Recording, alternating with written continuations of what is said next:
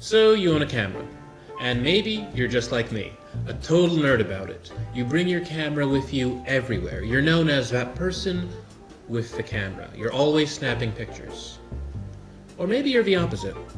Maybe you've owned a camera for years, but it's spent a good chunk of that time sitting on a shelf collecting dust. I've had people in both scenarios ask me which new camera they should buy. Most of the time, my answer is don't.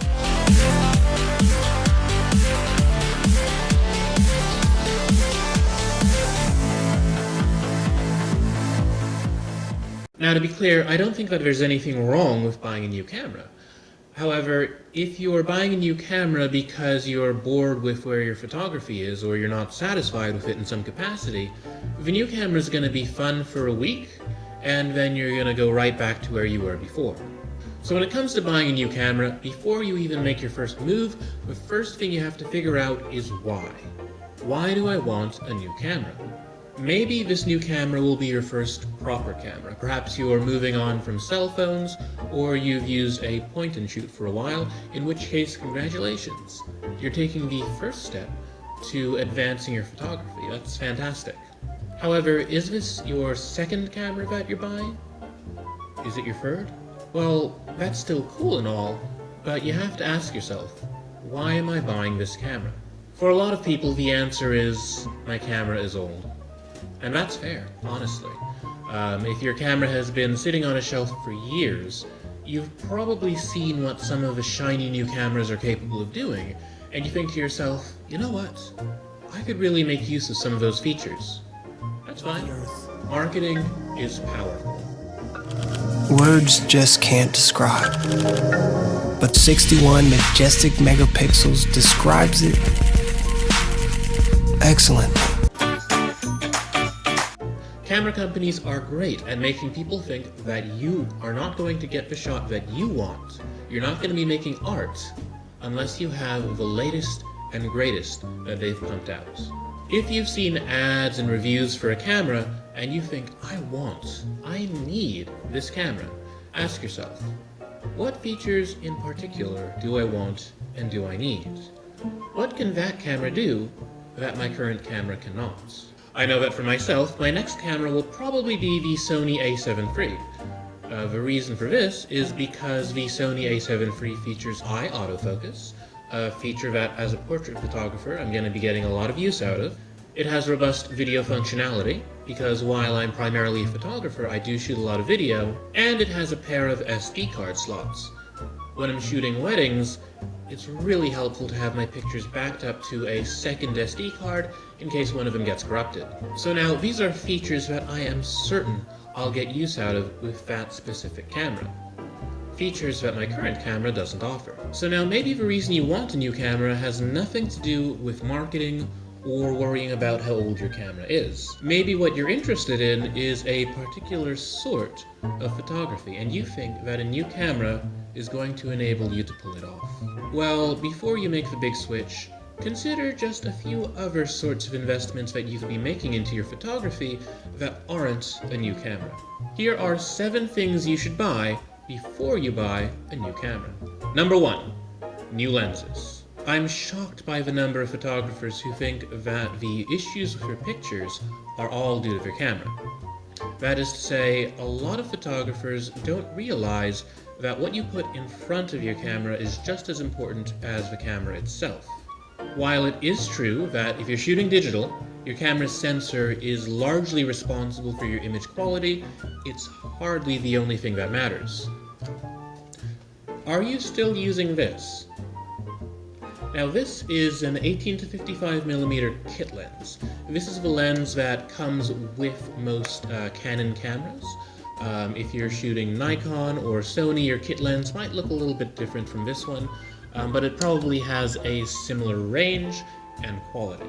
Now the kit lens that comes in the box probably isn't a bad lens. I've taken some really good pictures with my kit lens. That said, don't restrict yourself to using just that lens with your camera. If you're thinking about buying a new camera with interchangeable lenses and you only have that one lens, you've got to stop and you've got to start doing some lens shopping. Generally speaking, your kit lens is going to be a jack of all trades but master of none. So it'll be decently sharp, and it'll have a nice zoom range, but it's not going to be amazingly sharp. It's not going to be letting in a whole lot of light compared to some of the other lenses that are on the market. You're probably wondering, what lens should I buy next? Well, I can't say for you, because I'm not you. I don't know what sort of photography you're interested in. If you are trying to get into portrait photography, generally speaking, I would recommend that your next lens be a 70-200 f2.8. Now, it's a beast of a lens. It's kind of heavy, usually. I do know that some more recent variants of 70-200 lenses are a bit on the lighter side, which is nice. Mine's a bit older, it's heavier, it works for me. But let's not get too distracted here. It offers a nice long zoom range, it's very flattering to facial features, and that last bit about the lens that I mentioned, that it's f2.8, that basically means that it lets in a whole lot of light. So if you are shooting portraits and you want to eliminate the background, you want it nice and blurry, a 70-200 f2.8 is exactly the lens that you need. Let's say that shooting landscapes or maybe even street photography is more your thing. If that's the case, I would recommend a wide-angle lens. This one is a Sigma 10-20. It's plenty wide, and it actually comes in handy a lot when I'm shooting video as well. If you're into vlogging, such a lens may come in handy. If you want to shoot landscapes and you want to get the big picture, a wide-angle lens is useful. Now, you don't have to use these particular lenses for the specific uses that I'm recommending them. My wide-angle lens, for instance, I wouldn't usually use for portrait work, but it came in handy for this cool picture of a bunch of grooms all huddled together and looking down. So before you buy a new camera, think about what lenses you have and consider buying a new lens first. You might even want to consider renting a lens before you buy one. If that's the case, I recommend going with Barrow lenses. I've used them in the past, and they are fantastic. They're very easy to work with, they're affordable, and they have gear for a wide range of budgets. So depending on how much you're looking to spend, and depending on how long you plan on spending time with a new lens, they've got you covered. In fact, I have this handy coupon for them for $30 off your first lens rental. If you go to bit.ly/TPCBL, all lowercase, you'll get that $30 off coupon. Thanks, Barrow Lenses. Number 2, lights. Right now, there are a lot of people who bill themselves as natural light photographers. That is to say, they only light for portraits with the power of the sun. Now, that's cool in my opinion, especially if you're totally dedicated to doing that, but I'm not content to put myself at the mercy of the sun. Not all the time. It is true that a lot of the time when I'm shooting, I am just using sunlight. I love shooting outdoors. So, yeah, I do have something of a dependence on the sun. That said, the sun's not always reliable. Sometimes it's not shining. There's cloudy days, there's rainy days, and don't get me started on nighttime. What's a natural light photographer to do? Well, this brings us to our next investment, lights. Now, to be clear, when it comes to lights, I don't recommend just buying any old light and using it for your photography. You should be very much aware of what a light's capable of before you make it the investment in it. For instance, the light that I'm using right now, it's actually a vintage Sylvania sun gun. It's old, but it's also quite powerful. In fact, it's maybe a little bit overwhelmingly powerful, like I'm gonna get some harsh shadows on my face. I wouldn't recommend this sort of thing for portrait lighting at all. It just makes me look very intense when I'm making my videos, and I like that. A lot. Maybe a little bit too much. But you've got to know what light works for your situation. Different lights have different purposes. For instance, consider this. This is what you would call a speed light. It's a flash that goes on top of a camera. In this case, it's a Canon speed light, so I put it on top of my camera when I'm shooting. The thing with this speed light is that I can swivel it around, so I can, there we go. So, see, I can twist it like that, or I can twist it like that. And so the advantage of this is that while I could point this flash directly at my subjects, I could also bounce it off a nearby wall. The reason I would want to bounce my flash off the wall or off the ceiling rather than pointing it right at my subject is because the resulting light, while powerful, is also going to be a lot softer and thus more flattering most of the time for portraits. Now, external flashes aren't the only sorts of lights that you might want to invest in. You may also want to consider these strings of lights. Often billed as fairy lights or discount Christmas lights or what have you. These come in handy a lot of the time for just being creative. They can be used to add atmosphere to a portrait. Some of them are bright enough to serve a practical use while lighting a picture. Really, you've got a lot of different options when it comes to those. Just get creative. You have a lot of options when it comes to light for your photography. Don't limit yourself to just the sun. Number 3, batteries. Batteries are some of the most boring things to have to buy for your photography, but they can make a big difference. While legitimate batteries can be surprisingly expensive, good batteries can be the difference between getting the shot and not getting the shot. If you're frustrated because your camera battery seems to keep dying when you're out shooting, the solution isn't necessarily to buy a new camera, but to buy more batteries. Unless, of course, your camera doesn't have a replaceable battery, in which case, yeah, I recommend getting a new camera. You may notice that camera batteries are sort of on the pricey side. This is a little unfortunate, but it is necessary to make sure that you're buying legitimate batteries. I do not recommend purchasing no-name batteries, because while there are some legitimate generics out there, there's always the chance that you're buying counterfeit batteries. The issue of counterfeits is that a lot of the time they don't have the same amount, they won't store the same amount of charge that legitimate first-party batteries do. And even if they do store a charge, a lot of these counterfeit batteries are manufactured without safety in mind. So what winds up happening is you buy a battery and it explodes. Canon actually ran a whole ad campaign about this a couple years ago, warning people not to buy counterfeit batteries. The counterfeits might appear cheap, but they will cost you in the long run. It's not just a matter of money, it's a matter of safety. Besides batteries, I also recommend looking into battery grips for your camera. They look like guns, so be careful when swapping your batteries out in public. But most of the time these battery grips can be used to hold additional batteries. So instead of just popping one battery into your camera, you can hold 2 at a time. This will serve you well during weddings, or really during any long photo session.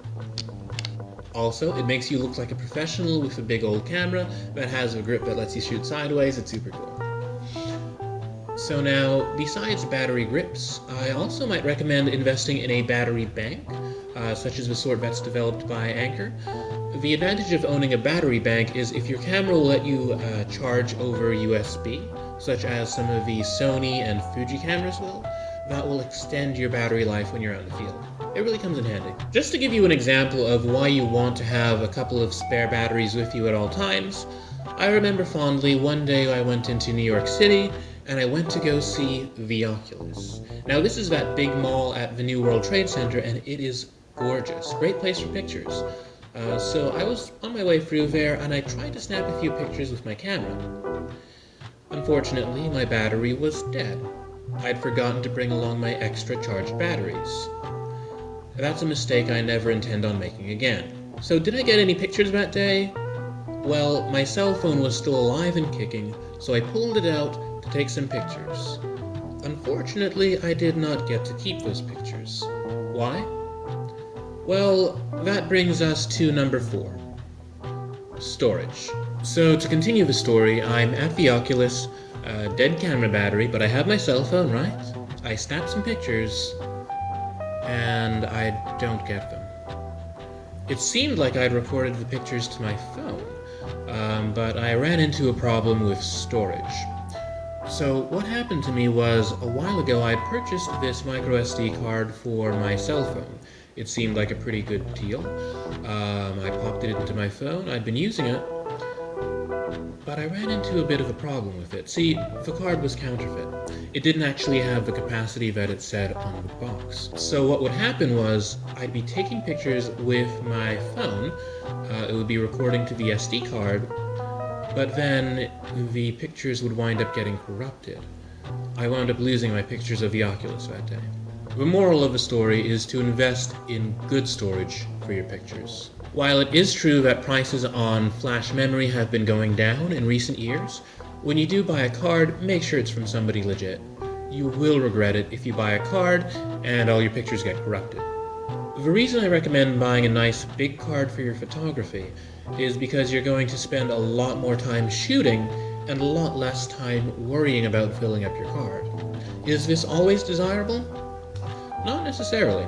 Some people recommend shooting less pictures and focusing more on what those pictures are. Spend more time making your pictures than taking your pictures. I can recommend this as a form of exercise. That said, if you're trying to get back into photography, you want to throw off every possible burden, so don't worry yourself with running out of space and buy a nice big card. After you've taken your pictures, I also recommend investing in ways to store them and back them up. We do have a video on photo backup right here on the Photo channel. If you haven't seen that yet, I recommend checking it out. Number 5. A camera bag. Now, a lot of the people who I talk to, who have cameras but don't bring them around, tell me that it's just not convenient to bring their camera places. I can understand that. I was in that same boat for a while. One of the best investments that I made? Camera bag. Now, I don't recommend any brand in particular. This one comes from Rugard, or however it is that they pronounce that. It's a really good camera bag. It's got a lot of pockets, it's got some nice padding, and it has removable dividers so that I can keep my stuff organized and my gear's not banging up against each other in the bag. And it has a lot of pockets, so I have places for my business cards, places for my SD cards, and places for other little accessories. Your camera bag doesn't have to be expensive. If you're thinking about dropping $3,000 for a camera bag, don't. That said, I do recommend investing in a good one. After all, you're buying something to protect your gear when you bring it along with you. You'd better make sure that what you're investing in the camera bag is worth what you've invested in your equipment. I do recommend investing in a camera bag that will help you stay organized when you're on the go. If it has room for your SD cards and such, that's a big bonus. Number 6. Travel. Anywhere. This isn't a camera bag, or a lens, or a light, or batteries, but I do recommend investing in travel when it comes to your photography. If you're a product photographer and you shoot stuff in a studio, then maybe investing in travel isn't necessarily for you. That said, if you want to shoot cool landscapes, or you want to take cool portraits of people in different places, invest in some travel. Now, when it comes to investing in travel for your photography, I'm of two minds. On the one hand, I'm very much of the mind that you should be a #local photographer. That is to say, get to know the area around you. There's lots of opportunities to shoot in your hometown. If you can learn where to shoot in your hometown, then you can avoid being bored when you travel elsewhere for photography. Once you're done with the big, obvious main attraction, you'll have the eye to look around and say, what else can I shoot around here? On the other hand, traveling for photography can definitely open you up to new people and places.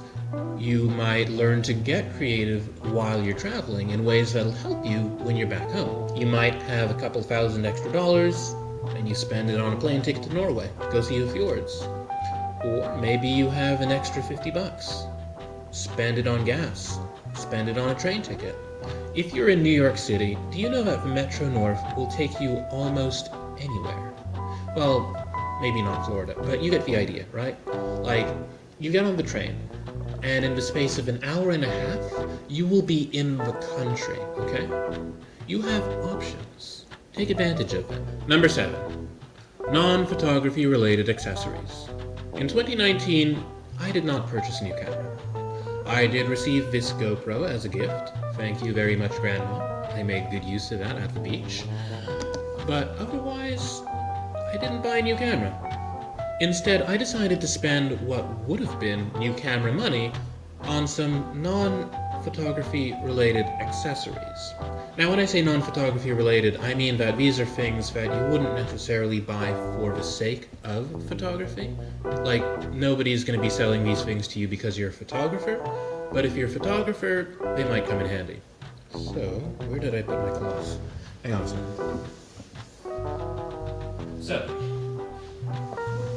So do you see this cloth right here? This beloved slice of gossamer? Yeah, it can be anything you need. Are you looking for a veil? Guess what? It's a veil. Do you need a backdrop? Guess what? It's your backdrop. Do you need a cool-looking piece of fabric to sling behind your model? Have her carry that in the wind or what have you? Guess what? It does all that. Do you see the blue screen behind me? That thing.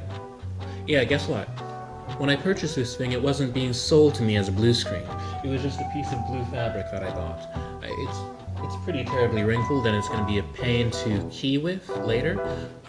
So I do recommend investing in a handheld steamer if you do buy something like this as a backdrop, just a heads up. So now let me just dismantle my set for a second, because do you see this poster board? I bought this on clearance at, it wasn't a thrift shop, it was a craft supply store. Guess what? It's a reflector. Wait, let me point this the correct way. Yes, a pro photographer forgets the right way to point his poster board, but guess what? It works as a reflector. It was a couple dollars, it's super cheap. It even has a gold side so that I can get some nice warm lighting on myself. The point is, when it comes to tearing apart your set, the point is, when it comes to your photography, you've got to get creative. While photography is very much a science and your gear makes a difference, it's also an art, and arts call for creativity. So look around you. There might be something worth buying that's not being billed as for photographers, but it's super handy if you want to get into photography. So then the point of all this is to see the potential in objects around you. I'm not saying that you necessarily have to go out and buy a poster board or some gossamer or a bunch of other accessories. Rather, before you buy a new camera, figure out, is there something else I can be doing with my photography to put some fire in it, to have some fun with it? Personally, I'm very much of a mind that success as a photographer isn't about the gear you've bought or how much money you're making with it, although that is a pretty good way of figuring out if your photography business is successful. But that's a discussion for another day. The question is, are you making the pictures you want to make? If buying a new camera will actually enable you to make the pictures you want to make, then go ahead, buy a new one. But if you're not making the pictures that you want, ask yourself, is there something else I should do? Something else I should try, besides a new camera? You may surprise yourself. So what do you think? Are these 7 suggestions good ones in place of purchasing a new camera? Are there any items that you think I might have forgotten about? Are there any investments you would recommend making into photography in place of a new camera that maybe I didn't cover? Well, whatever the case, hit us up on Twitter or Instagram at withphotochan with 2 N's. And be sure to share your thoughts. If you'd rather do things off social media, you can also shoot an email to officialphotochannel@gmail.com. I know, it's a mouthful.